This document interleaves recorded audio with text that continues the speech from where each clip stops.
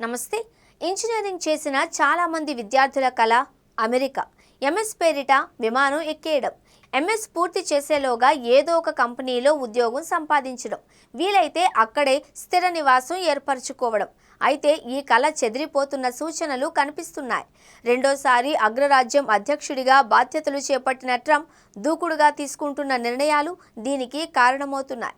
అమెరికాలో ఉద్యోగం కోసం తీసుకునే H-1B వీసా కోసం వచ్చిన దరఖాస్తులు ఈసారి భారీగా పడిపోయాయి. ప్రస్తుత ఆర్థిక సంవత్సరానికి సంబంధించి ఇప్పటి వరకు యుఎస్ సిటిజన్షిప్ అండ్ ఇమిగ్రేషన్ సర్వీసెస్కు వివిధ దేశాల నుంచి వచ్చిన దరఖాస్తులు 4,79,953. గత ఏడాదితో పోలిస్తే ఇది 38.60కు తక్కువ. H-1B దరఖాస్తుల్లో భారత్ నుండి వచ్చినవి గణనీయమైన సంఖ్యలో ఉంటాయి. మొత్తంగా వాటి సంఖ్య తగ్గింది అంటే భారత్ నుంచి తగ్గుదల భారీగా ఉన్నట్లేనని నిపుణులు చెబుతున్నారు.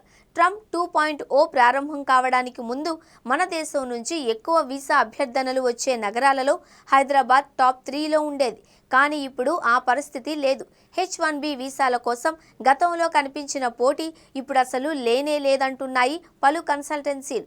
అమెరికాలో ఆర్థిక పరిస్థితి దిగజారడం, H-1B వీసాల ఫీజు భారీగా పెంచడం, దరఖాస్తుల వడపోతను కఠినతరం చేయడం, ప్రెసిడెంట్ ట్రంప్ రోజుకో తీరుగా మాట్లాడడం వంటి పరిణామాలే దీనికి కారణము అని చెబుతున్నాయి.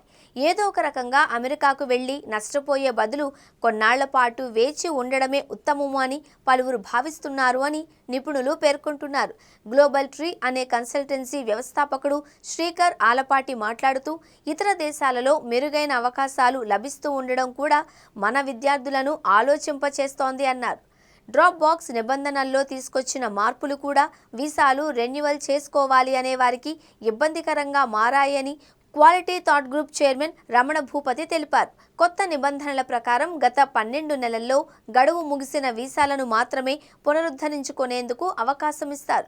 ఈ వ్యవధి గతంలో 48 నెలల వరకు ఉండేది. ఒక పాస్పోర్ట్తో ఒక దరఖాస్తు మాత్రమే చేయాలి అనే నిబంధన కూడా వీసా దరఖాస్తుల్లో తగ్గుదలకు కారణమైంది అని ఐడిఐ కన్సల్టెన్సీ ప్రతినిధి రూపేష్ తెలిపారు. గతంలో కంపెనీలు కూడా తమ ఉద్యోగులను 2 నుంచి 3 ఏళ్ల అనుభవం ఉంటే చాలు H-1B వీసా ఇచ్చి పంపేవారు అని, ఇప్పుడు 10 ఏళ్ల అనుభవం ఉన్న వారి విషయంలోనూ ఆచితూచి వ్యవహరిస్తున్నారు అని వెల్లడించారు. ఉద్యోగం కోసం అమెరికాకు వెళ్లాలంటే H-1B వీసా మాత్రమే కాదు, ఇంకా పలు అవకాశాలు ఉన్నాయి. అందులో మొదటిది L-1 వీసా. ఇది ఇంట్రా కంపెనీ ట్రాన్స్ఫర్ వీసా.